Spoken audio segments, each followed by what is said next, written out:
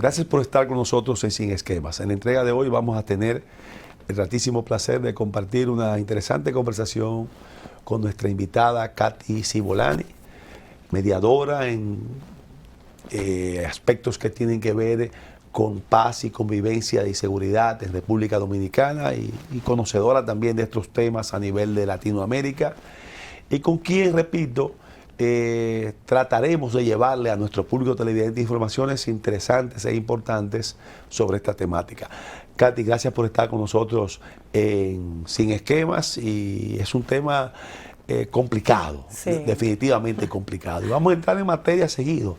O sea, ¿cómo nosotros podemos ir viendo la temática de la seguridad no como un aspecto exclusivamente de seguridad y no lo conectamos quizás con las verdaderas razones fundamentales que inciden en lo que pueda producir la inseguridad?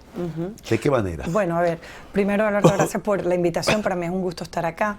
El tema de la seguridad es algo bastante complejo porque no tiene únicamente que ver con cuerpos policiales, por ejemplo, o no tiene únicamente que ver con el sistema judicial o sistema penal, sino que tiene muchísimos factores que forman parte de ella, ¿no? Para lograr una seguridad en un país tiene que haber un trabajo multisectorial, claro, multiinstitucional y de múltiples aristas también, ¿no? Claro.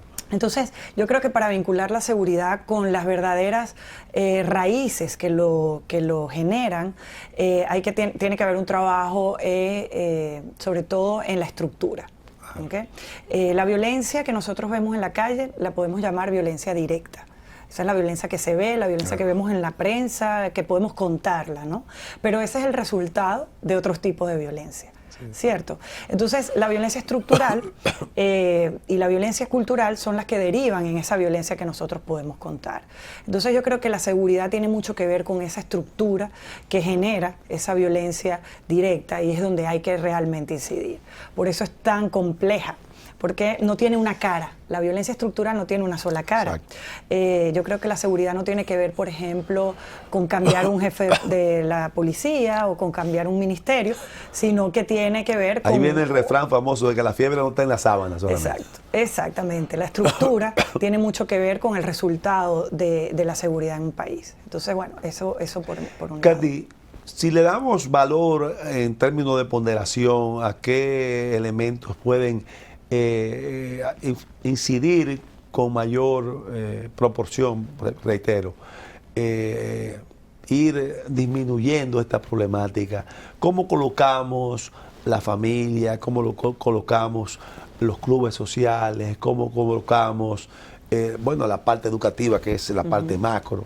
Sí. Todos estos elementos que usted señala, ¿cómo nosotros podemos encajarlos con otros para lograr esa convivencia que ataque de manera directa a la esencia de los problemas reales de la inseguridad? Sí. Y no solamente irnos al inmediatismo de cortar una parte, que no significa que no sea importante. Tampoco podemos dejar a un lado el papel de la policía, el papel de la justicia, el papel de esas cosas. Totalmente.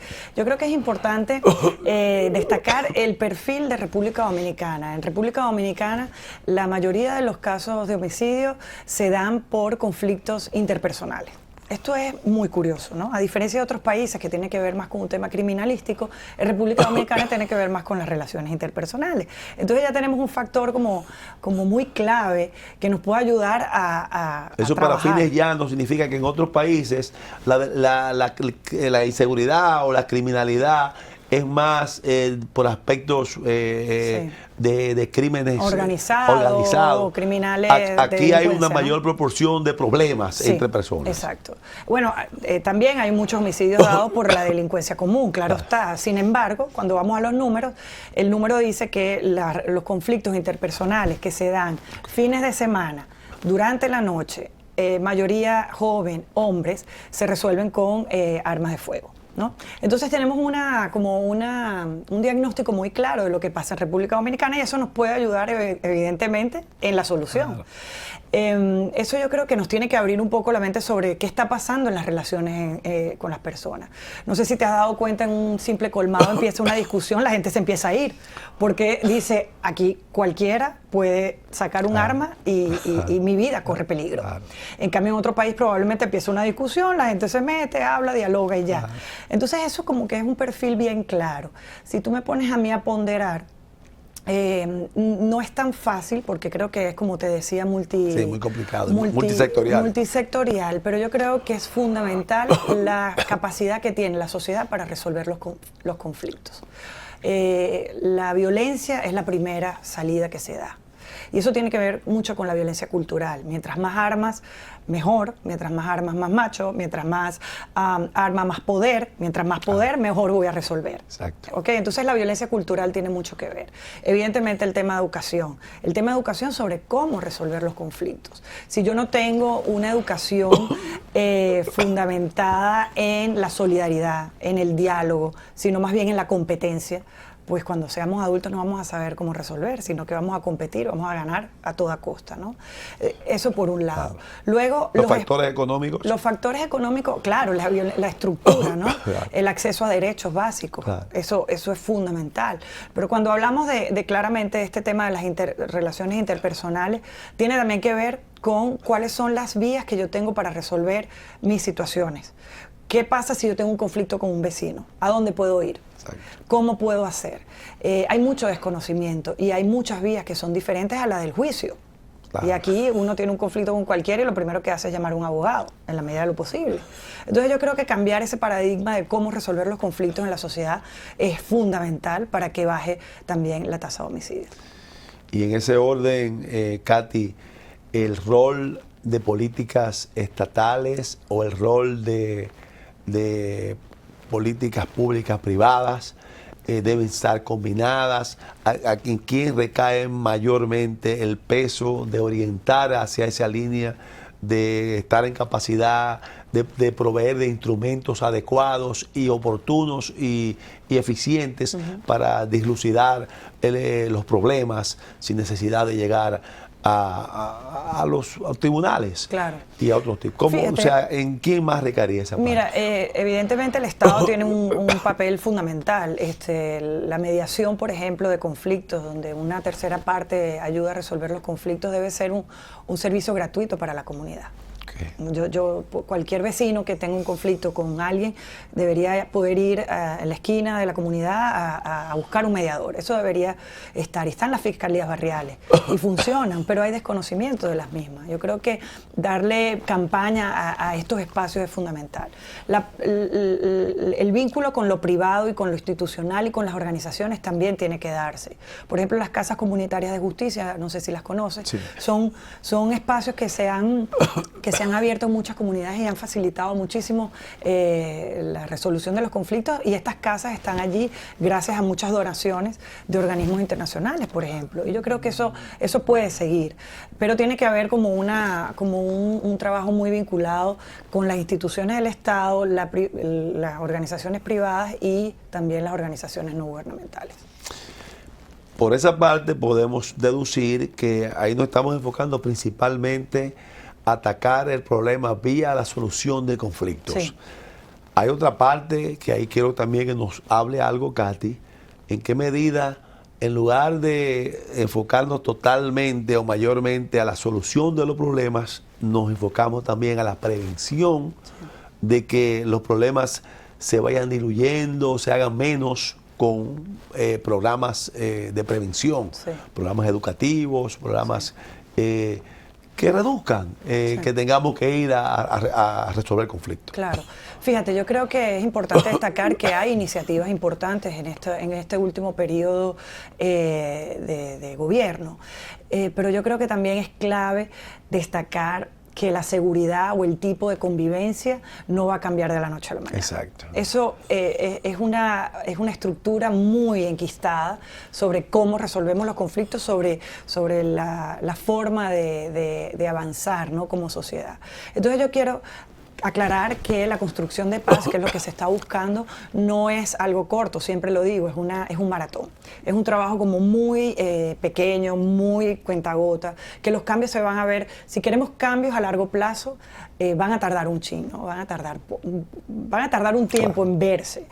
Y eso no quiere decir que no haya un desespero por el cambio, ¿no? Pero creo que es fundamental saber que hay estrategias y están llevándose a cabo planes que son importantes para cambiar eso. Lo que tú dices, yo creo que es clave destacar que la construcción de paz tiene mucho que ver con un tema también de acceso a derechos. Yo, en la medida que tenga una sociedad que pueda acceder mejor y más fácilmente a derechos fundamentales y básicos, la construcción de paz o la resolución de conflictos o la seguridad va a verse directamente afectada o influenciada por esto. Y eso lo vemos por países obviamente desarrollados que tienen acceso a derechos básicos y que evidentemente la violencia directa es mucho menor. Claro. Entonces, eso tiene que verse como el gran desafío. No solo atacar la punta del iceberg, sino también la estructura desde abajo. Y eso tiene que ver con acceso a trabajo digno, el derecho a la salud, una vivienda que me permita vivir tranquilamente, una configuración del espacio público donde los jóvenes, por ejemplo, puedan tener una recreación y ocio, también acceso a trabajo. Acceso a trabajo, que los espacios públicos, los niños puedan jugar libremente y no estén, obviamente, hipotecando su seguridad y su vida porque no saben si van a volver, la iluminación, las aceras, los parques, como te decía, el tema de la salud fundamental. Claro. Entonces yo creo que no podemos como disminuir o menospreciar todo lo que tiene que ver acceso a derechos con el tema de la seguridad. ¿Ok? Pero entonces, por otro lado también, entiendes tú, por lo que has podido conocer en el caso de República Dominicana, sí. Y vamos también a vincularlo a Latinoamérica, porque tenemos quizás culturas muy parecidas, sí. Con características particulares en algunos casos. En República Dominicana están establecidos de manera legal, para irnos a otro lado, regímenes de consecuencias claras, o son deficientes, o por una razón u otra los organismos encargados de hacer cumplir los regímenes de consecuencias que existen no operan de manera correcta. Y cuando me refiero a regímenes de consecuencias, no solamente me refiero a la parte estrictamente punitiva, dura, sino también a otras cosas. A veces se van en caso de resolución de conflictos y piden respeto a distancia y no se cumple eso. Fíjate, muy buena pregunta, gracias por esa pregunta, porque creo que es fundamental que en la medida que haya una relación directa entre el daño que se hace y la reparación de ese daño, claro. La gente va a ver obviamente como una consecuencia directa del daño que hace. Y claro. Eso va a cambiar también la perspectiva del sistema. Yo creo que es fundamental también destacar, Alberto, que República Dominicana está situada en la región donde las tasas de homicidios son más altas prácticamente que el resto del mundo. Y eso evidentemente tiene mucho que ver con la cultura de cómo se ve el homicidio, cómo se ve la criminalidad. El cambio, como lo decía Lilian Bovea, que trabaja como asesora también en estos temas, ella decía, el cambio de cultura institucional, cambiar la mirada de qué significa, por ejemplo, ir a un juicio, cuál va a ser el castigo, los niveles de impunidad. Sencillamente, ¿no? En la medida que un joven sepa que pagando algo, sobornando, etcétera, sale del tollo, ¿no? Va a ser mucho más fácil que reincida. Fíjate, hay países, tú que me hablabas de la región, hay países que está obligado antes de pasar a un juicio ir a una mediación, una conciliación o hasta un arbitraje. Eso cambia la mirada de cómo yo voy a ver al otro o a la otra persona. Obviamente estamos hablando de delitos menores. Instituido de manera legal. Totalmente. O sea, con leyes. Aquí no está como mandato. Para aquí nada. Es voluntario que se vaya. Es un procedimiento voluntario. Existe. O sea, ese es un punto importante, claro, que quisiéramos destacar a nuestro público televidente, que ese sería un elemento, yo diría que ayudaría bastante, claro, si fuese obligatorio, claro, que se fuera a un proceso intermedio. Digo, hay cosas que no necesitan intermedio, porque cuando se da una situación entre pareja, por ejemplo, que ya es una agresión de tal manera física, que no ya ahí no puede haber intermediación. No, ahí no pasa. En caso, eso está especificado, pero también hay un embudo en el sistema judicial, o sea, y eso está también precisamente porque hay delitos menores que se pueden mediar y que tienen que ir a un juicio, y obviamente hay un tollo, una cosa. Sí, se forma ese cuello de botella. Ese cuello de botella que los casos no avanzan, muchísimas personas detenidas sin haber sido procesadas judicialmente, entonces obviamente eso también tiene mucho que ver con la forma en la que se ve. Se han hecho estudios y se tienen, vamos a decir, información sobre de qué manera este proceso, porque vamos a tener por muchos años que hablar de la época pre y post pandemia. Sí. Porque aunque ya estamos un poquito más aliviados, no es que hemos salido de pandemia, y principalmente de la secuela de la pandemia. En lo que tiene que ver con la salud mental, ya los daños son mucho mayores que la salud física, lo que ha producido la pandemia. Uno oye mucho que la pandemia ha provocado en ese confinamiento que se ponga todavía más cruda y se endurezca la relación, y provoque más la violencia, provoque más la falta de tolerancia. Sí. ¿Qué hay sobre eso? Mira, yo creo que los datos lo dicen. Durante la pandemia la violencia intrafamiliar, los niveles subieron, no solo en República Dominicana, sino en todo el mundo, ¿no? Ese confinamiento, ese estar recluidos todos en un mismo espacio, pues obviamente cuando no hay herramientas para el diálogo, para la resolución de conflictos, pues obviamente la violencia va a aumentar. Sin embargo, la post-pandemia lo que ha traído también ha sido para los sectores más vulnerables una situación muy crítica de falta de trabajo, de falta de oportunidades, además de toda la dificultad de los sectores más vulnerables, por ejemplo, el acceso a la educación para los niños, que estuvo tan paralizada. Entonces yo creo que los daños, los perjuicios o las consecuencias de la pandemia todavía falta mucho para que se vea cuáles realmente van a ser. Pero sí está claro que ese confinamiento trajo unos niveles mayores de violencia intrafamiliar y hasta violencia de género. En esos casos de, Katy, de ese espacio intermedio, juega un papel preponderante el mediador. Sí. O sea, en la medida en que hay una persona que sea quien coordine o lleve esa intermediación, va a ser más efectiva que se logren resultados.